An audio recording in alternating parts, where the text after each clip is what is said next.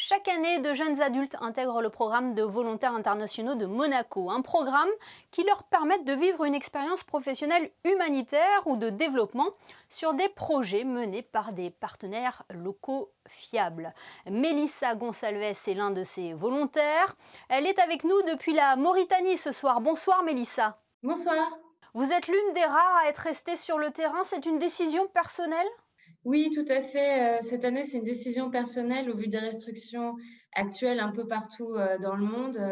J'ai décidé qu'il était préférable de rester ici en Mauritanie. Comment justement est la situation en Mauritanie, aussi bien au niveau politique qu'au niveau de la crise sanitaire? Écoutez, au niveau politique, voilà, rien à signaler, c'est stable.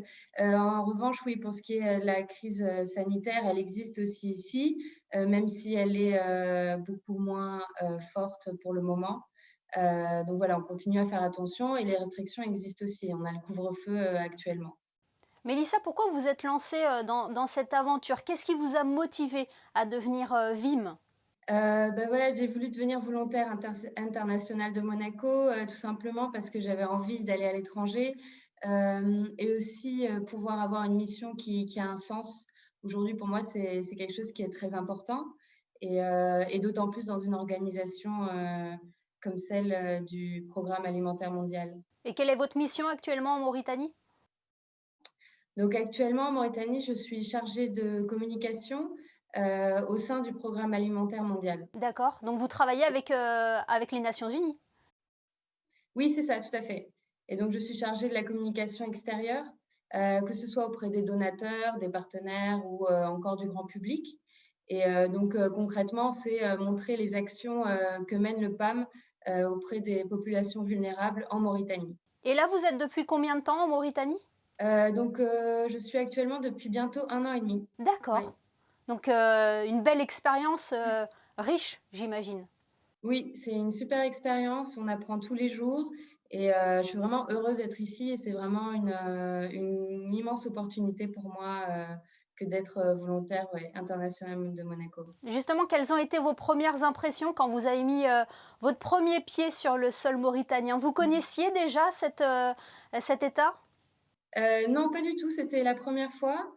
Écoutez, c'était un peu choc culturel, choc, du paysage aussi, mais vraiment, pas déçue. C'est vraiment un pays très intéressant, très riche et vraiment où il fait, je dirais presque, ouais, il fait, bon y vivre, d'une certaine manière, ouais. Vous parliez de votre mission avec le programme alimentaire mondial, la malnutrition. Cela touche vraiment le continent africain. Est-ce qu'il y a des choses qui vous ont marqué lors de vos missions?